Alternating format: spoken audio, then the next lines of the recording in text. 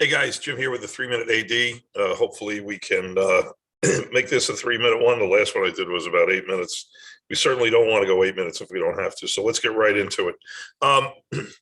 We'll talk today about coaches' evaluations, and it's that time of year. Your winter coaches have wound down. You may have started it, but it's not just about the evaluation. It's about making tough decisions about what needs to be done. You know, there's a thing out there that says you should always have a negative in an evaluation. I don't look at it as a negative. I look at it as a recommendation. Some people will say recommendations, of course, but nobody's perfect, I guess, is the way everybody looks at things. But you do have some coaches that do a great job, and they should be acknowledged for it. So don't ever cut yourself short by saying that a coach should never get a perfect evaluation and then they have nothing to aspire to. So then what happens 20 years later? You're still nitpicking and finding things. I had a superintendent that did that. It gives you these 2,000 words on a glowing observation, wonderful things that you do, the community, this and that. But, you set a name wrong at an awards night. You don't want to do that to coaches. We're at a time right now because of COVID that really people really need that pat on the back and that little ensuring that they did a good job.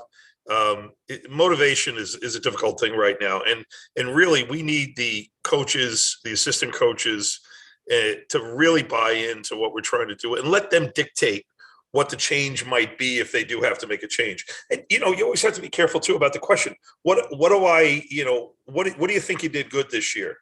Well, come on, man. We ask obvious questions. What do you think you did bad this year?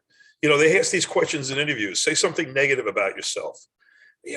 We have a hard time doing that. There's no reason to put a coach in that situation in years like this. But what you could say is, and get engaged in discussion is, hey, you know what? Did you see anything this year that you might have thought differently about that I didn't see along with you?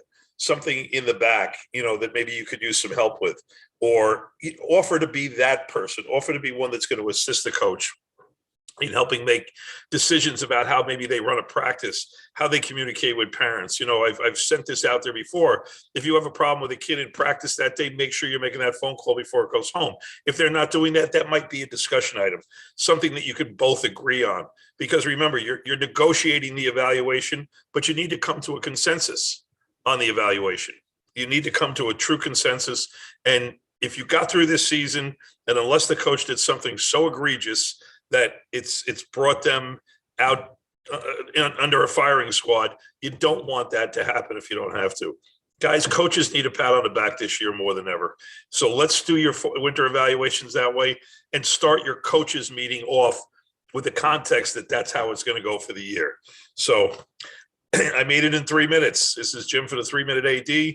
Our conference is coming up in 2.5 weeks. If you haven't registered, please do. And please subscribe and like the channel. It's going to help us get the word out a little bit more. Live long and prosper. We'll talk to you soon. Take care.